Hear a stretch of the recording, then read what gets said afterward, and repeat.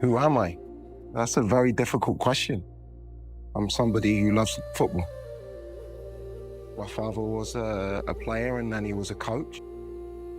What made my dad so special was he played at a time when there was a lot of racism in the game, and he was one of many black players who faced racial abuse on a weekly level. We both looked up at the same time, and the whole of the lead stand, which was about 15,000 people, were all doing the Nazi salute. I was 17 and a half at the time. He had the self-perseverance and the confidence to keep going and break down the pathways for the next generation, which includes myself. He happens to be my oldest son, and if people didn't know already, I think it would be absolutely amazing. Look, because as a family, we've been on the journey. You know, my dad came over in the 50s. I played football during the... He came over from Sierra Leone. From Sierra Leone, West Africa, in the 50s, you know, with nothing but his bags, and then my mum. And then I played, obviously, professional footballer in the 80s and the 90s, and Liam was around that for a big part. But for a young English man with a job like this is absolutely amazing. Family-wise, it'd be amazing. But you know what? You know why I'm buzzing? Because he might come home.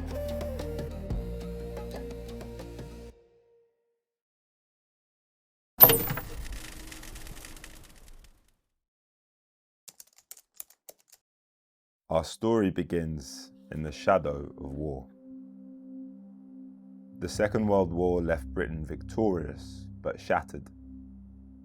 The country needed rebuilding, physically, economically, socially, and psychologically.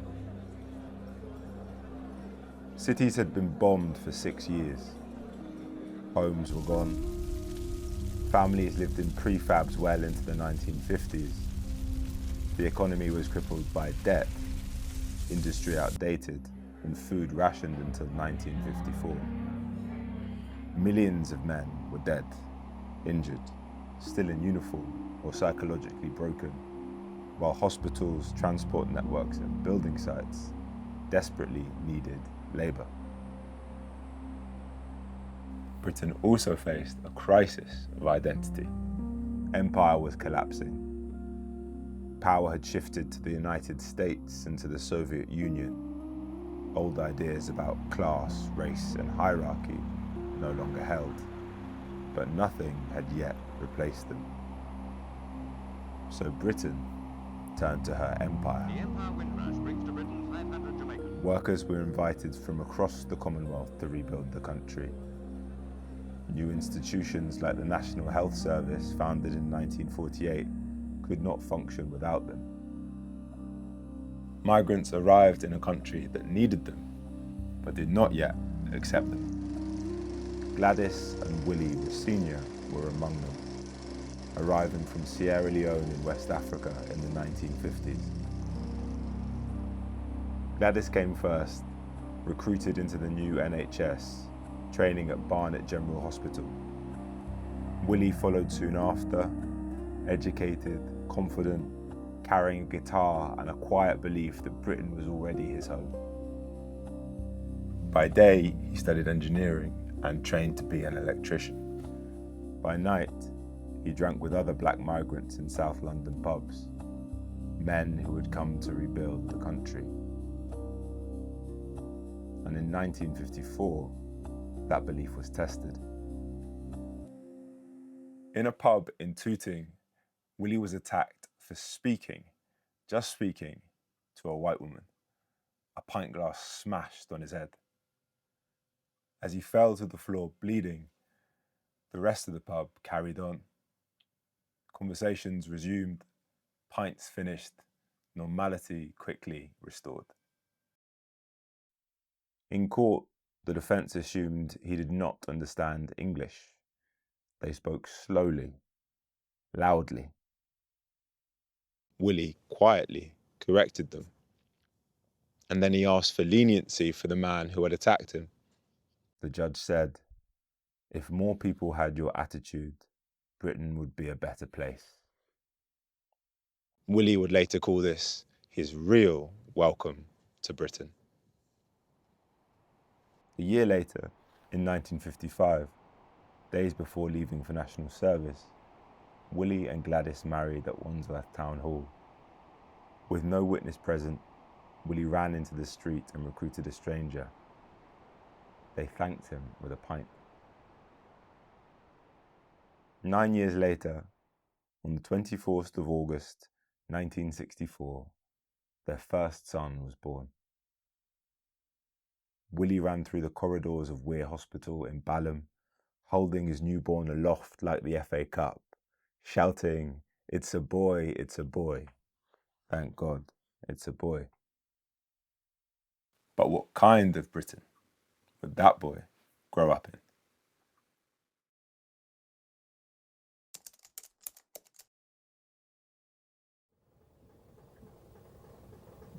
The South London of the 1970s that Leroy Rosenior grew up in was poor, rough, and racist. He has described the racism of the era as background noise. Ordinary, everyday, expected. Name-calling, lower expectations, quiet assumptions. It was part of the air you breathed. And because of its normality, you learnt to live with it. You didn't rage, you adjusted. You ignored it and got on with things. Because, in the end, it was just banter. and because outrage carried a cost, ridicule, isolation, or worse, this coping strategy served Leroy and generations of black Brits for years.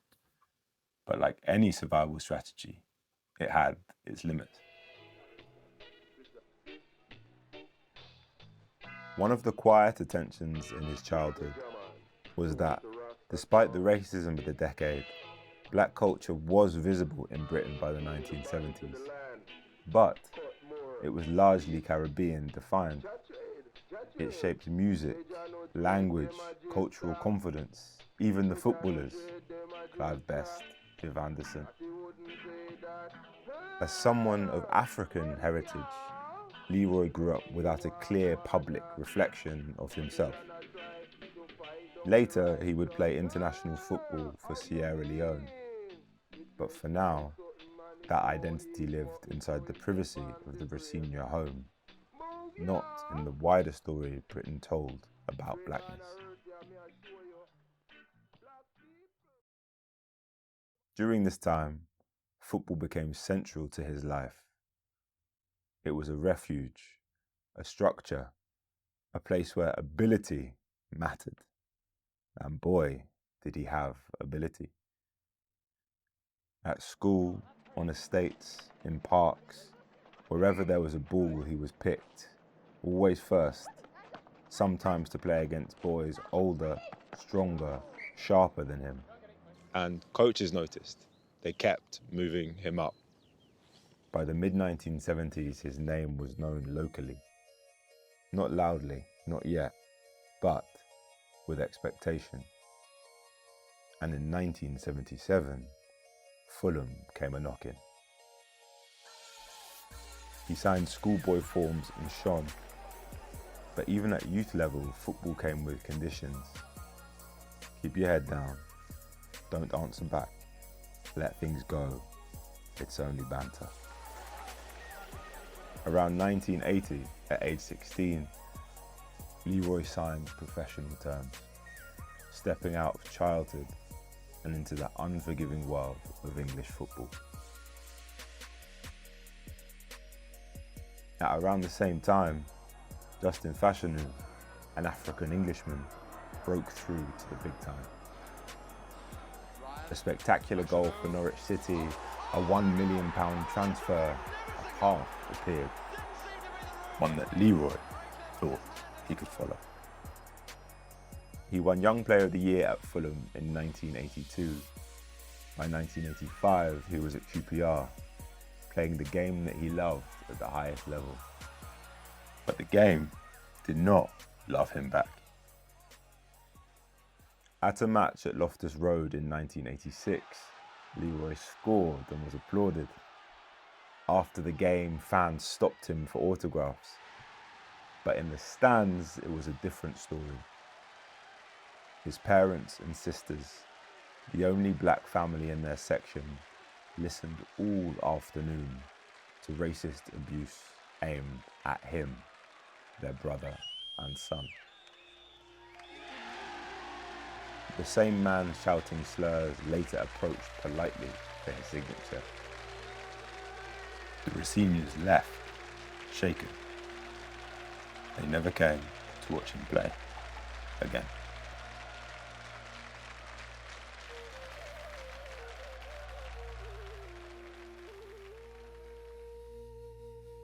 By the late 1980s, Leroy was an established professional. He had played for Fulham, QPR and West Ham, which is where Justin Fashanu then arrived on loan. Once a symbol of possibility, now increasingly isolated in a game that did not know how to deal with his sexuality. One day after training, Leroy was in the plunge pool with two teammates when Justin walked in. There was a pause, brief, almost imperceptible. Then, without a word, the others stood up and left. No confrontation, no abuse, just absence. Leroy stayed. He talked about training and the weather and nothing very much at all. Justin nodded, said little. The water felt suddenly cold. Silence was not neutral. At the time, Leroy believed he'd done the right thing. He hadn't laughed, he hadn't joined in, he hadn't walked away. But he hadn't challenged anyone either. Football had told him not to escalate, not to be the story, not to risk what he'd so painstakingly built. Silence had been his survival strategy since childhood, in football, in life, in England. So he stayed quiet, he endured. In 1990, Justin told the world that he was gay. Football responded with distance, not protection, not support. Justin soon left the game. Years later, Leroy learned through the news that Justin had taken his own life. By saying nothing, Leroy said, I may as well have got out of the bar with the others. Survival had carried a moral cost. That realization became responsibility. Not to rewrite the past, but to intervene where once he had stayed quiet, using the authority he had learned to protect. Today, Leroy is a trustee of the Justin Fashanu Foundation.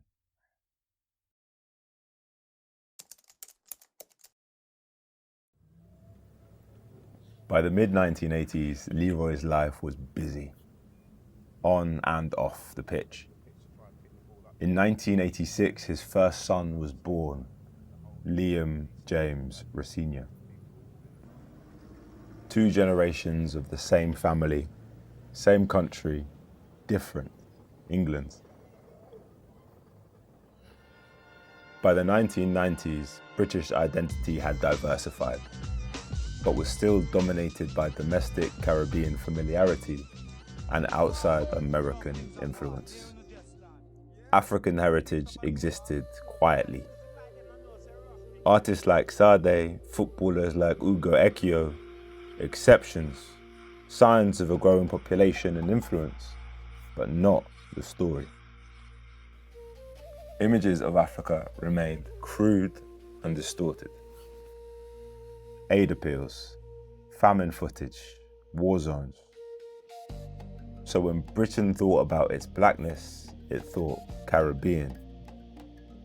Blackness became legible, Africa became invisible. This was the world that Liam grew up in, and this was the world that I grew up in too. Like Liam, I'm the son of a black African father and a white English mother who grew up in the south of England in the late 1990s. And like many kids of that generation, I learned early that some types of blackness were understood and some were not. For a time, I wanted to be Caribbean. Not because I wanted to shed my heritage, but because I wanted to be understood. I wanted to be easy. Playing football in a park in the late 1990s, I played well. I scored, I tackled, I held my own.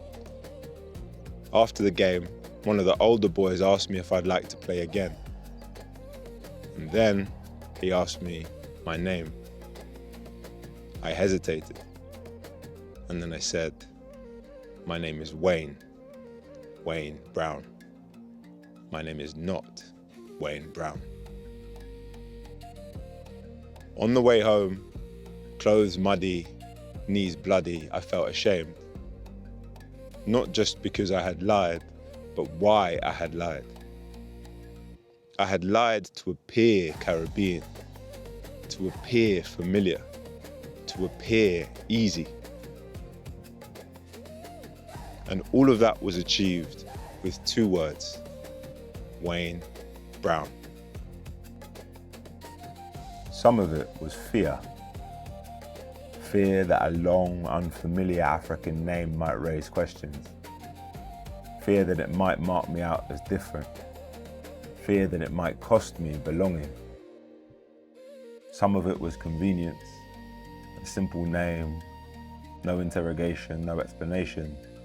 And some of it was culture. Caribbean blackness was understood to be cool. African blackness was not. I'm not saying that this was Liam's experience, but what I'm saying is, as 2 boys from a similar background, growing up at a similar place and at a similar time, there may have been some overlap. That said, whilst I was playing in parks, Liam was inside academy systems. At Bristol City, he was learning the professional game: discipline, structure, expectation. According to his father, even then he spoke about management, about tactics, about leadership, about control. Friday nights were spent with his father over fish and chips, analysing the next day's lineups and set pieces. When his father's footballing friends visited, Liam would pretend to be asleep on the sofa, listening to their tactical arguments rather than being sent to bed. He wasn't just imagining goals, he was imagining teams. Around then, England was changing too. African migration was rising. Multiculturalism became official policy. The Premier League exploded. Demography shifted faster than culture.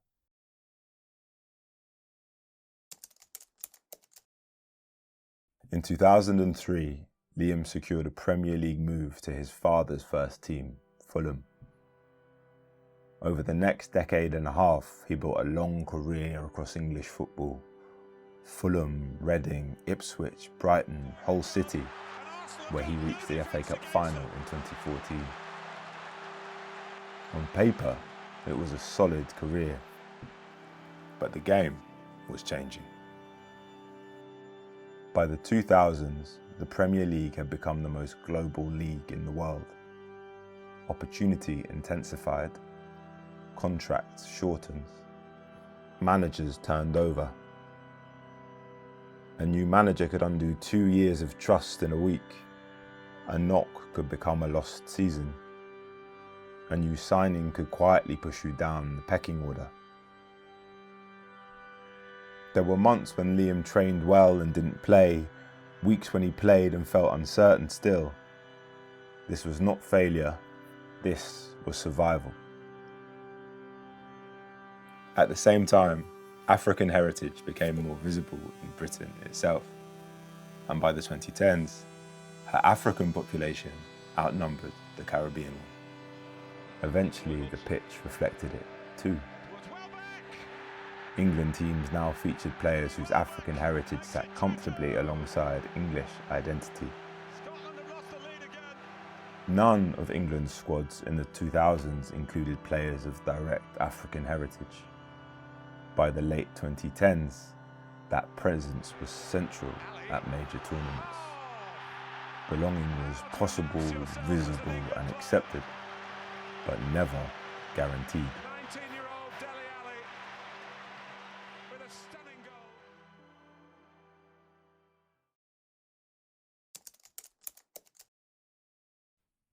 By the 2020s, the shift was unmistakable. African influence had become central to Black British identity in music, politics, media and sport. On the pitch, England's national team increasingly reflected the country as it was, not as it once imagined itself to be. This was the England Liam stepped into as a coach. After retirement, he moved through football structures, success at Derby County, Hull City and Strasbourg, gaining authority in a globalised game. Then, on the 6th of January 2026, came the appointment. Head coach of Chelsea, two-time European champions, a global brand. One of the most demanding roles in world football. Liam did that. Not as a token, not as an exception, but as a qualified authority within the system. African Englishness no longer required explanation.